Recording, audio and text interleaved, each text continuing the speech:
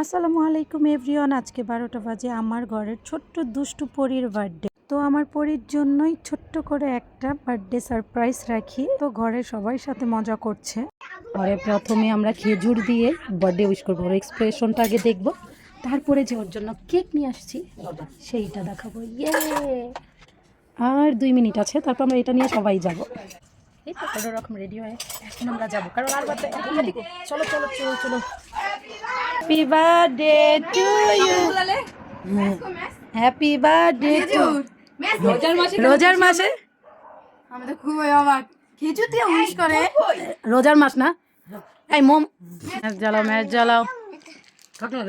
নাবুর special birthday রোজার সময়। এই নাও, তোমার জন্য চকলেটও আছে, ধরো। দাঁড়াও দাঁড়াও দাঁড়াও, থ্যাংক ইউ। এখন ফু দাও। রোজার মাসে এর থেকে বেশি আর কি? এটাই করছি, এটাই তো বেশি বলো।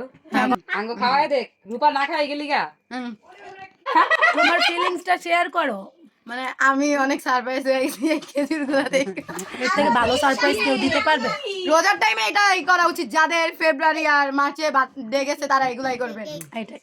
Happy birthday to you.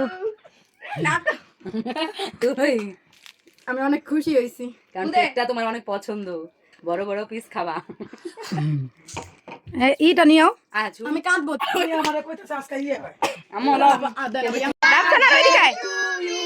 ঘরের হ্যাপি বার্থডে টু ইউ।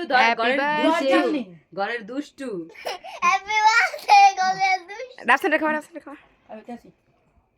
আনা তো বাইরে গেল গা। আরে